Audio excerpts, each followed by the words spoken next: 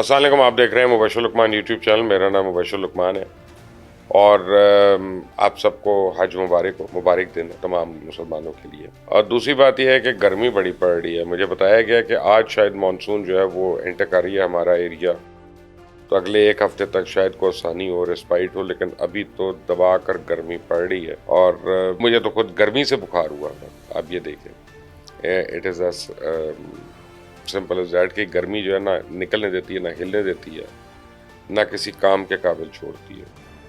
लेकिन जब काम की बात करें और काबिल रहने की बात करें तो पाकिस्तान टीम जो है वो भी अब किसी काबिल नहीं रही है। और क्रिकेट टीम का मुझे तो ये लगता है ये कहीं आज आयरलैंड से मैच हार ही ना जाए। ये जो आयरलैंड से आज मैच है, मुझे लगता है इनकी ज़हनी कैफियत जो है ये वो भी हार जाएंगे।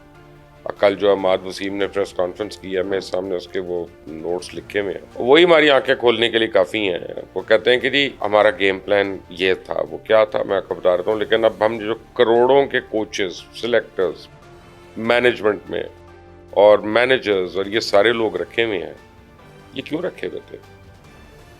ये आपको समझ आई कि अहमद वसीम ने क्या कहा उस प्रेस कॉन्फ्रेंस में? जो बात मुझे समझ में आई वो ये कि हम एक शिकस्त खुर्दा जहन के साथ मैच में उतरते रहे हैं, हर मैच में। और हमने तय किया हुआ था कि बस ड्रॉ हो जाए तो बहुत अच्छा है, इज्जत बच जाए किसी तरह। और देखें ना, वो कहते हैं कि जी हम मैच खेलने गए तो हमें कहा गया कि आखिरी ओवर तक इसको लेके जाना है। यानी 120 रन का टारगेट है आपका और आपने उसको आखिरी ओवर तक लेके जाना है। सुभान अल्लाह। यानी ये पता नहीं कौन सी दहाई की क्रिकेट खेल रहे हैं। अब तो क्रिकेट का हुलिया बदल गया और इन लोगों को पता ही नहीं है उसका, बिल्कुल भी पता नहीं। और ये गेम प्लान था कि हम 120 रन को चेस करेंगे आखिरी ओवर तक जाकर। एनीवे, अब तो गालियां भी कम पड़ गई हैं। मैं तो कौन सी गाली दे इंसान इनको, इतने लोग हैं इनको, बेशर्म लोग हैं, इनको कौन सी आदमी गाली दे। अब नए अदाद शुमार के मुताबिक बाबर आजम ने आईसीसी T20 वर्ल्ड कप के दौरान पहले 6 ओवर्स में 205 गेंदें खेली हैं और 205 गेंदें खेली। और शर्मनाक बात यह है कि एक भी छक्का नहीं मार सका, खुद छक्का बन के रह गया। जी, बाबर आजम खुद से छक्का बन के रह गया, छक्का नहीं मार सका। उसकी वजह कि विकेट बचा रहे थे, अपनी विकेट बचा रहे थे। उससे ये बात पता चल जाती है कि पावर प्ले में किस कदर सुस्त रफ्तारी से पाकिस्तानी ओपनर्स बैटिंग करते रहे, चाहे बाबर हो चाहे रिजवान हो। हम बड़े खुश होते थे 50 रन बना लिए हैं पावर ओवर्स में, हमने पावर प्ले में।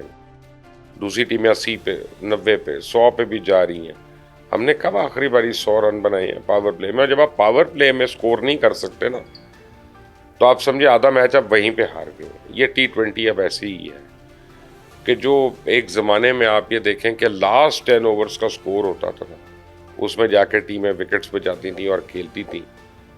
T20 जब से आया है तो अब पहले 5 ओवर्स में स्कोर होता है। और पहले हिट आउट करना जो है ये दो प्लेयर्स का तुरा इम्तियाज था। एक तो आमिर सुहेल और सईद अनवर, इन्होंने शुरू किया तो उसको सही मानों में, और फिर उसको जयसूर्या वगैरह ने, श्रीलंकन्स ने अडॉप्ट किया था और कमाल महारत से अडॉप्ट किया था कि ओपनिंग ओवर्स में उन्होंने किस तरह अटैक करना।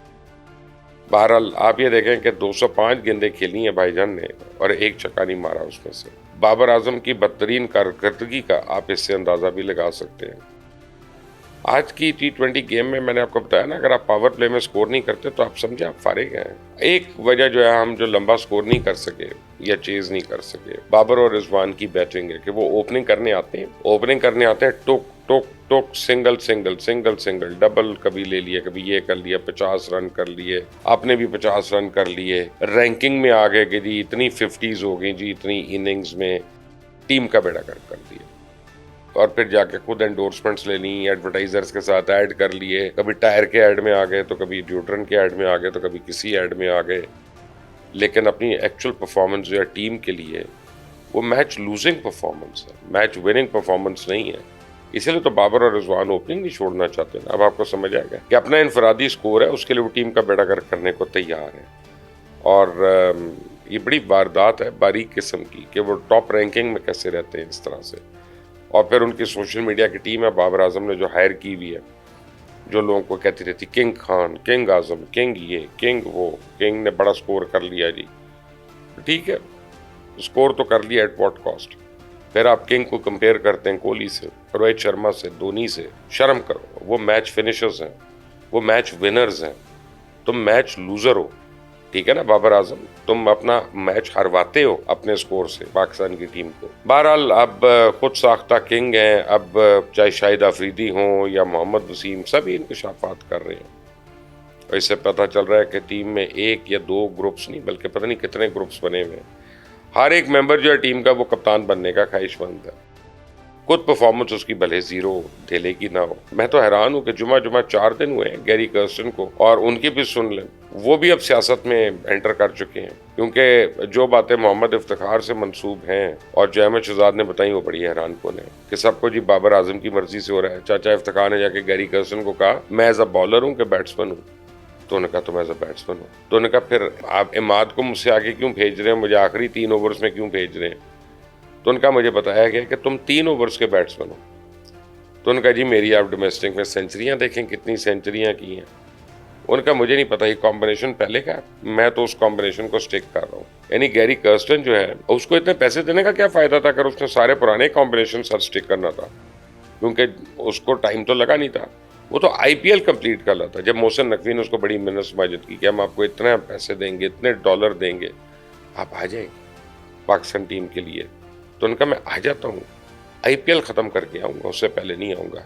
और हमने कहा जी हजूर, हम वेट करते रहे। मोहसिन नकवी ने 15 दिन पहले उसको अपॉइंट किया और उसने आके कहा मैं तो वही कॉम्बिनेशन रखा है जो पहले कॉम्बिनेशन था। अब कमाल नहीं है, हो क्या रहा है बीच में, सब कुछ बाबर आजम की मर्जी से। अब बाबर आजम, वहाब रियाज, इनको तो आप फारिग कर लेंगे, लेकिन जो बाकी खुराफात हैं, जो गैरी कर्स्टन को लाया, जो टीम सिलेक्टर्स को लाया, जो टीम मैनेजर्स को लाया, जिसने 15-15 लोगों का एंटुराज जो है उसको अमेरिका भेजा, उसको आयरलैंड भेजा, उसको इंग्लैंड भेजा, वो कौन है? तो बोर्ड का चेयरमैन है। तो आप ये देखें कि एक फौज है वो जंग हार गई है, तो आप पूरी फौज को तब्दील कर रहे हैं, लोगों को कोर्ट मार्शल कर रहे हैं, नहीं कर रहे तो आप उसके सिपह सलार को नहीं कर रहे। असल में तो अगर आपने उस फौज को रिवैम करना है, पहले उसके सिपह सलार को बदलें, फिर नीचे की टीम बदलें। तो ये क्रिकेट बोर्ड जो है ये अब ठीक नहीं हो सकता जब तक मोहसिन नकवी अब वहां पे है। और मोहसिन नकवी को तो खुद छोड़ देना चाहिए, लेकिन उसके लिए थोड़ी आदमी को बहुत कुछ चाहिए, बहुत क्वालिटी चाहिए। वो अभी उम्र में शायद छोटे हैं हमसे, उनको अभी एहसास नहीं है इसका, लेकिन ये है कि देखते हैं। आयरलैंड से मैच के लिए ना आप समझें कि ये आज का बड़ा टफ मैच है, और कल एक डिनर भी दिया गया टीम को ताकि इनको जो टेंशन हुई हुई है जनाब उसको ख़त्म किया जाए। फिजिकल ट्रेनिंग हुई है, इंडोर हुई है, और ये था कि बाहर निकले तो कोई ना कोई सीन ना बन जाए, कोई ना कोई सेल्फी बन जाएगी, कोई स्टूपिड किस्म की बात कर देगा, कोई हॉट डॉग खाना शुरू हो जाएगा आजम खान। तो इनकी इंडोर ही प्रैक्टिस कराओ, ज़्यादा ना कराओ। और बाहर पाकिस्तानियों को बड़ा गुस्सा है, वो तो ढूंढ के वेट कर रहे हैं होटल के बाहर कि आए और हम इनको टमाटर मारें, आए और हम इनको, लोगों ने गंदे अंडे खरीद कर रखे हुए हैं वहाँ पे, हम इनको वो मारें। अब आउटफील्ड जहाँ पे ये मैच है वो बदस्तूर की ली है, और उस वजह से भी अब आपकी प्रैक्टिस जो है वो ज़रा खटिया में पड़ी हुई है। लेकिन जाहिर बात है कि खुद ये जो टीम वाले ना, इनको बाहर निकलते हुए डर लग रहा है। अब अहमद वसीम की प्रेस कॉन्फ्रेंस बड़ी इंटरेस्टिंग है। वो क्या कहते हैं सुन लें। वो कहते हैं जी भारत वाला मैच हमारे हाथ में था, प्लानिंग थी, अमल नहीं कर सके। वो मैच मुझे फिनिश करना चाहिए था, भारत वाले मैच में प्लान था इसको आखिरी बॉल तक लेकर जाना, मैं प्लान के तहत खेलने की कोशिश कर रहा था, आउट हो गया। कम रन होना मायूस कुन था, हमें इस मौके पे आना ही नहीं चाहिए था। अगर मगर का शिकार हूँ, हमने अच्छा नहीं खेला, मायूस हूँ कि इस मैच में अवाम की तवक्कुआत पूरा नहीं उतर सके। तो अपनी तवक्को पे उतर गया पूरा है, तो अपने गिरबान में झांक ले।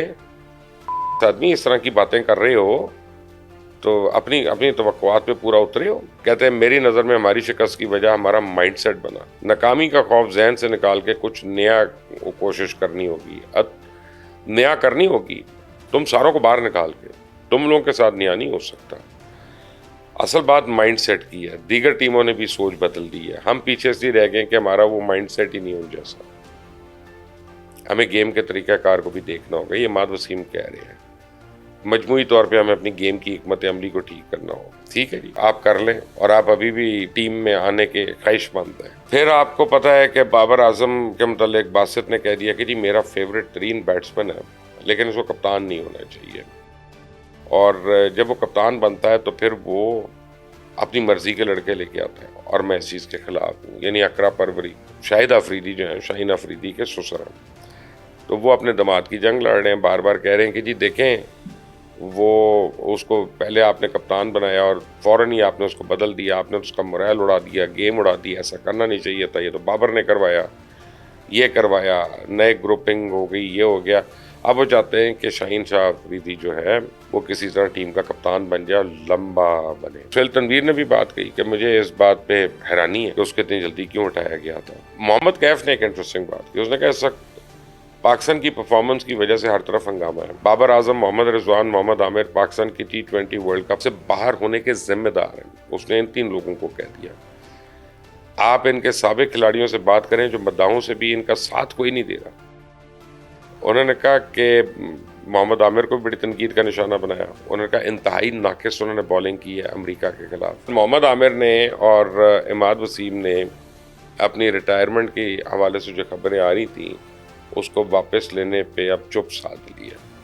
अब वो खेलना चाह रहे हैं दोबारा। बाबर आजम चाह रहे हैं कि उनको 1 साल की ब्रेक मिल जाए ताकि वो 5 सुपर लीग्स बाहर खेल लें, दबा कर और पैसा बना लें, और 1 साल के बाद वो आ जाएंगे कि मैं पाकिस्तान के लिए खेलने आया हूँ, मेरी खिदमत पाकिस्तान के लिए हाजिर है। ये चोर चक्के, ये घटिया लोग, ये बदनस्ल लोग जो पाकिस्तान को बेइज्जत कराते हैं, जो पाकिस्तान के झंडे को बेइज्जत करवाते हैं, जो पाकिस्तान के कौमी तराने को अपना जो है वो उसकी इज्जत नहीं करते, उसका पास नहीं करते, इनको इतने लितर पड़ने चाहिए कि इनकी 7 नस्लें गंजी पैदा हो।